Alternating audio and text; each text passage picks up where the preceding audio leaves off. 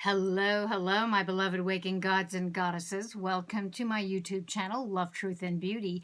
Do it yourself for divine in the flesh, where our PTSDs, our pains, traumas, suffering, and dramas are golden gateways to waking up and staying awake, where together we learn how to navigate the ups and downs of the totality of human experience in this perception managed reality, having discovered that our true divine creative natures in our true sensual sensorial world of seven senses have all been hijacked and dumbed down into the big fat lie of 5 sense reality. Before we get started, please give this video a thumbs up. Please also subscribe and hit the notification bell, selecting the all setting so that when I upload, the YouTube will let you know. I generally upload Tuesdays and Fridays, 2 p.m. Eastern. My name is Mario S., and I am your hostess of the highest, here to download, upload, inspire, and usher you into your bestest and brightest light, your bestest and brightest selves, inviting you all to open your hearts wider and wider and wider still. And here we are. This is episode number 40, kids. Yes, the big 40. I want to thank you all for your emails. I really appreciate all your feedback and taking the time to let me know your thoughts and confusions regarding waking up, self-awareness, creating one's own reality, and manifesting. Many of you have requested that I dial down my content a bit, distilling points, perhaps 1 point at a time per video. Hint, hint. Making my videos shorter, hopefully. And there have been enough of you who've written to me about the intensity of the rich content and dense material I've presented in these videos thus far, with lots of material to dissect and discuss into more and more depth. And I hear you all. I'm so tuned into the waves of inquiry and curiosity from all of you regarding what it means to be self-aware and awake, and how to face reality, how to create your own reality and manifest goals. So I have a story to share with you. Many folks believe that I am a great manifester, and so I've been asked, tell us about your manifesting practices.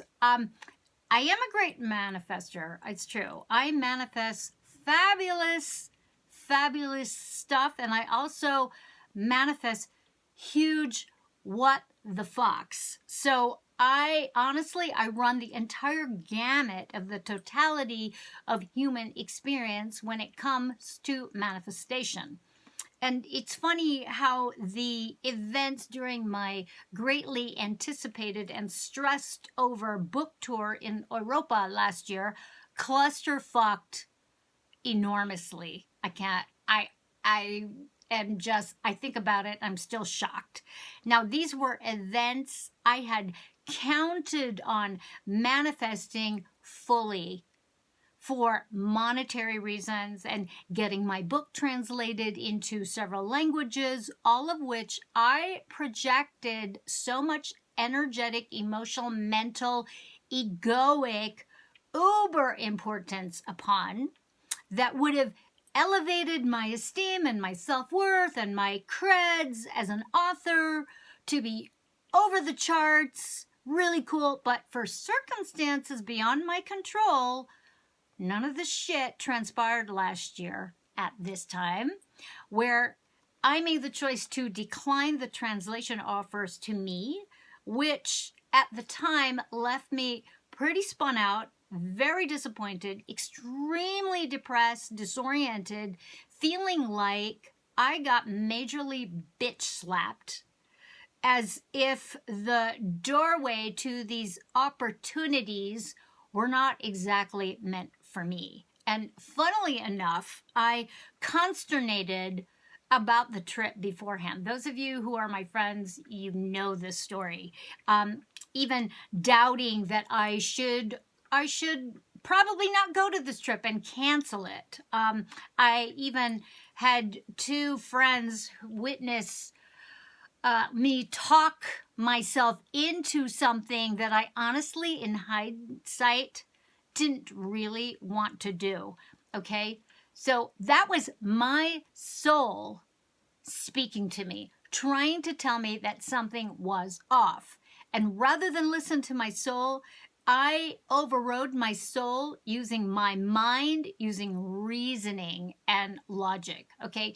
So here's a truth bomb. If you have to talk yourself into something, that's a clear hell no. So pay attention, okay? As a result of my bypassing my soul's, my soul speaking to me, shit went haywire from get-go, okay? My flights, every fucking one of them, were filled with scheduling delays and drama.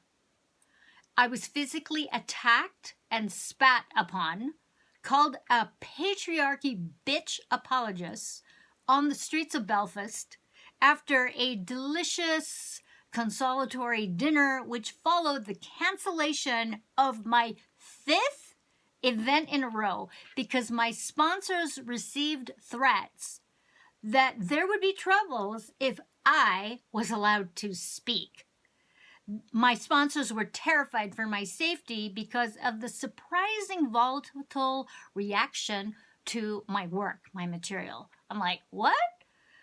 I was so confused. It was like, how was it that my teaching regarding the integration of the inner feminine and inner masculine in both women and men, its intention specifically focused on healing the divide and conquer within each and every one of us, would be misunderstood as being aligned with the perpetuation of patriarchy, with me as an enemy of women, of feminism, and the matriarchy. How the fuck? How the fuck? Here's how. Self-importance, arrogance, and self-deprecation, self-doubt, okay? A week prior to my departure, I woke up feeling dread regarding the trip. My literary agent, who has from get-go been kind of a jerk, but I'm kind of like, I just didn't stand up for myself. He made some rash additions to the tour, citing some cool doorways that had opened for me with unprecedented opportunities, and without my consent, committed me to these events. And rather than ask questions of him, I didn't say shit. I don't know why. Even though I was plagued with anxiety and doubt, feeling the ill timing of these opportunities, which would hopefully lead to the fulfillment of my goals. So I willfully ignored some of the signs.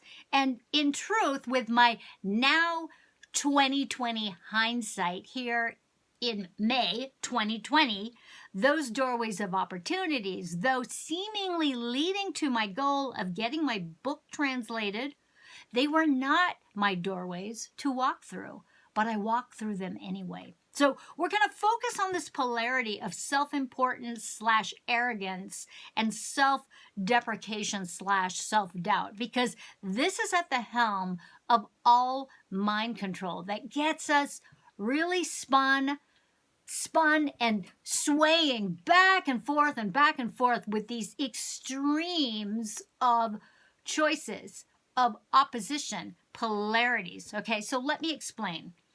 I got twisted in my own knickers, so to speak, with my intense desire through my teachings, through my writing, to serve the greater good and to also make my mark getting my 2nd edition translated into several languages. My agent, I give him free pass. It was very clear. It's very clear now. He is a manipulative, love-bombing, deceptive liar NSP. Very, very successful. Flattery was his credo, and I fell for it. What I lost track of is this. Everything we truly, purely intend to have is given. End of story. But we humans, we complicate shit. Desire confuses itself and imitates pure intention. Ooh, I want it so badly. I want it. And ego gets in the way. Your ego gets in the way by elevating you above everyone else or above the situation, or by diminishing you into this kind of false humbleness or this sort of false modesty. And there's a pushback of energy in desiring someone or something very, very intensely, because that desire is based on lack or the absence of what you desire, the absence of what you intend. And that, my friends, it never ends well. When we intend to have something, that intention goes out into the universe, and the universe colludes with cooperating components to bringing that intention to you. Your job in receiving it is to feel good about your intention and walk toward the direction of its manifestation. This allows you to meet up with the manifestation of your intention. The extra intensity of energies in self-importance or self-doubt, or the swinging from one to the other, co-creates distortion in the creation field. And rather than cooperative components, you also have uncooperative components that get activated in an attempt to balance out the extra energies being summoned forth to align with the energies of self-importance and also align with the energies of self-doubt. Okay? Ask and it is given. It is that simple. But your intense desire is essentially smacking up, pushing up against the creative currents, already bringing forth manifestation of your intentions, for lack of a better way to describe it, resulting in a delay, a cancellation of the manifestation of your intention, because opposing energies are being summoned forth through your doubt, balancing the creation energies to zero. They cancel each other out. They wipe each other out. So what I did is I projected so much extraneous desire upon my intention for having my book translated, thus adding way more potential energy to the mix that was more than necessary, in which case the extra energy had to vent. And what happens is that extra energy gets spent on making so any looming doubts that may be in your mix. So in addition to my fears and doubts that the timing was wrong, shit is going to go wrong, it's not going to happen, people won't like me, I'm too much, blah, blah, blah, blah, blah, everything canceled out, and the extra energies I put out was met with equally energetic opposing forces, which literally smacked my ass to the ground, and I got spat on. Okay? And of course, there was also my attachment to the uber importance I was placing upon the tour and upon myself, upon my book, to be of more service to humanity, to more people, and so on. And it's funny, I had several podcast interviews during that tour, and I caught myself, oh my God, repeating my self-importance and lofty messianic aspirations to serve more people. I cringed. I wanted to gag. I couldn't believe what was coming out of my mouth. Okay? So to hear myself talk, oh God. Okay? I created a lot of distorted energies. I co-created a clusterfuck.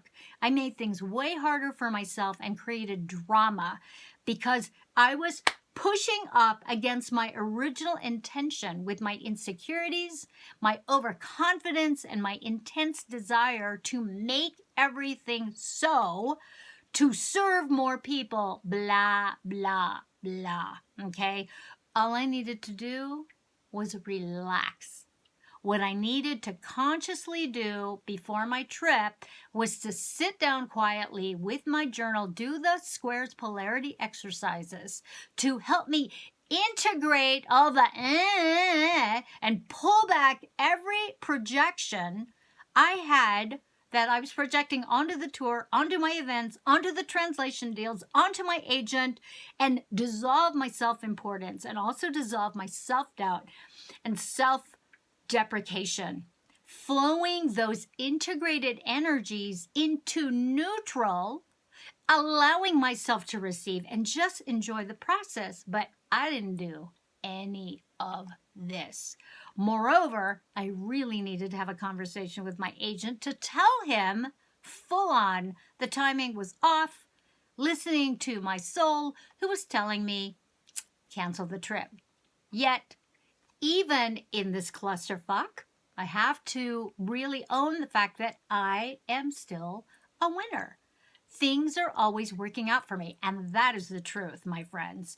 So the translation deals, yeah, they didn't happen. I made the decision to turn the offers down. I got offers, I turned them down. They were not in my best interest, much to the chagrin of my agent who fired me the following week, and it was my choice. And that result of that choice has got me right now living in the paradise I'm currently enjoying immensely, rather than going through the flurry had I taken these deals of having to sell everything, including my home, and rush to move to Italy during this time of upheaval and uncertainty that we've all been experiencing for the last couple of months.